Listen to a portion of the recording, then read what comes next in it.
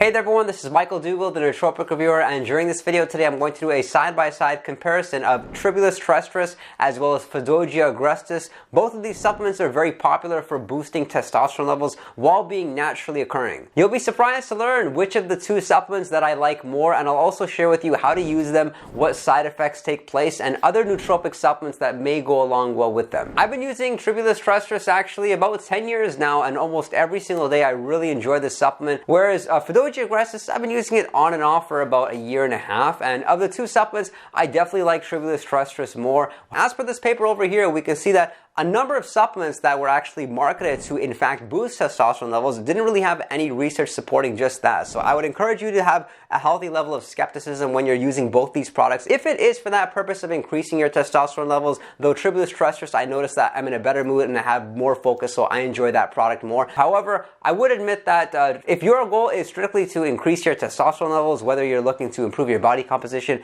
build more muscle, lose fat, perhaps you can make the argument that Fadogia Agrestis just may be more effective, because there is some good research showing that it can actually boost testosterone levels, whereas with Tribulus Terrestris, there's very limited research, if any. But what I really like about Tribulus Terrestris is that the supplement has significantly helped me to be more productive, get more work done. It's helped me with my focus. It's helped me to eliminate procrastination to some extent. And so with testosterone, perhaps Fadogia Agrestis might be better, but if you're looking for productivity, looking to improve your mood, I definitely think Tribulus Terrestris is more effective, and that's why I'll continue to use Tribulus Terrestris moving forward. Both of these supplements are naturally occurring. They are not man-made. I came across Tribulus Terrestris initially because I was looking for a supplement that would help me to boost testosterone levels while at the same time being somewhat free of side effects. And I couldn't help but notice that Tribulus Terrestris was pretty much found in every testosterone boosting blend. And those blends would often contain ZMA, sometimes ashwagandha, fenugreek, all these ingredients that I really didn't see too much of an effect with, but when I isolated them all down and I used Tribulus Terrestris independently, I could really tell that Tribulus Terrestris was doing most of the magic as far as improving testosterone, but I don't really think that it improved my testosterone. It just sort of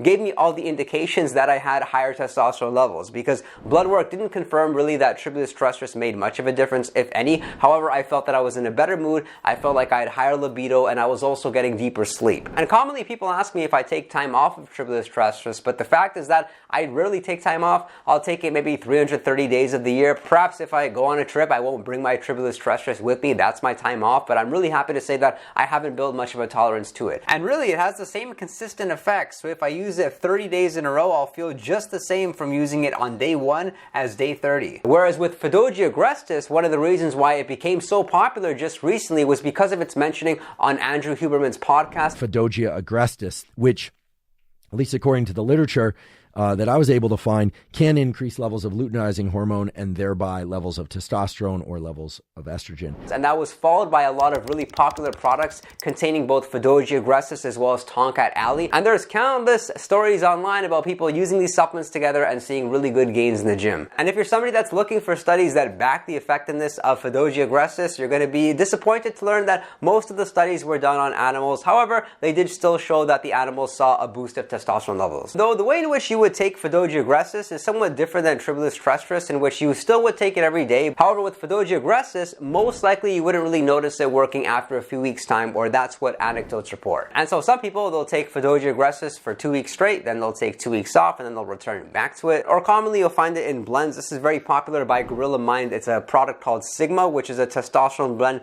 including 300 milligrams of Fadogia Agrestis and 200 milligrams of Tongkat Ali, per serving size being 2 capsules. I've talked more about Tongkat Ali in this video over here, and it probably has to be the most effective supplement at naturally boosting testosterone levels. I really wouldn't see why anyone would want to take Fadogia Agrestis. There are so many different natural testosterone boosting supplements out there, and if the strongest seems to be Tongkat Ali, that's my experience, and that's what a lot of other people report too. Maybe perhaps they would use Fadogia Agrestis if they're not responding that well to Tongkat Ali, because there's no denying the fact that Tongkat Ali, it does have some mild side effects. Looking on Examine.com, Fadogia Agrestis is a short bush plant native to Nigeria, and its main benefit being the aphrodisiac effects. According to one rodent study, using Fadogia Agrestis for 5 days led to remarkable increases in testosterone. Some other benefits would be reducing inflammation, improving blood circulation, boosting the immune system, and aiding in digestion, which are all healthy things. However, this supplement is somewhat controversial because of the fact that it can lead to potential toxicity. This is still an unknown, but there have been some research showing that it did some funny things with the cells. As shown in this study here, Fadogia Agrestis was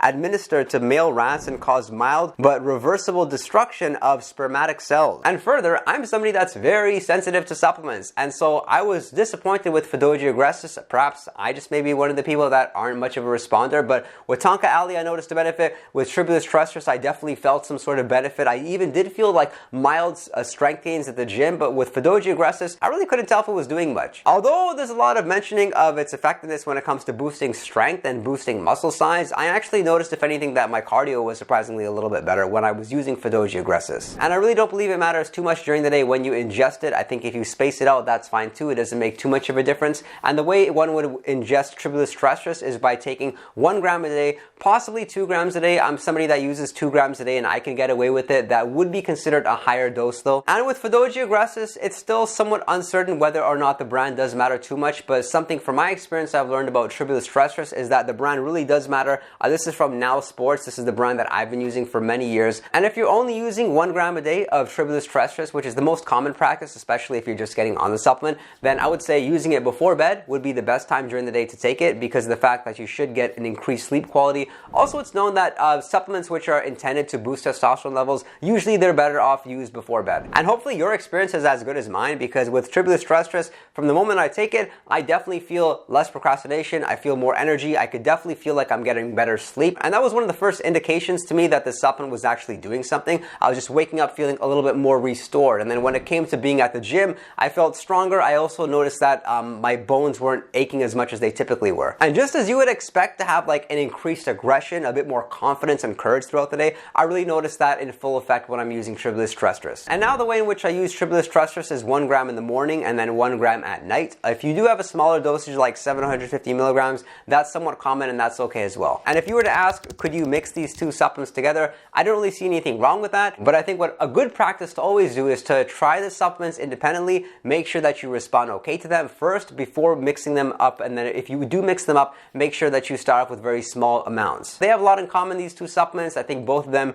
do benefit you whether you're in a fasted state, whether you're in a fed state. It also wouldn't matter much if you take it in the evening or you take it in the morning time, so that's pretty convenient for you to use these supplements together. Just the major question with the Fadogia Agrestis is, will it last the test of time? Because the supplement is very popular right now, but we'll see in a couple of years. Like at the beginning when there was a lot of hype around the supplement, of course everyone was trying it. Now it seemed that there isn't as much buzz and we could be on to the next buzzing supplement. But which of these two supplements do you enjoy more? I would love to hear your feedback in the comments section below. Do subscribe and drop a like if you did find this video informative. And if you want to chat with me one-on-one, you can consider doing so on Patreon. And be sure to visit our Discord server. It has a 24/7 chat room. We're answering questions in a time-sensitive fashion. I thank you for your interest in nootropics and I look forward to seeing you next time.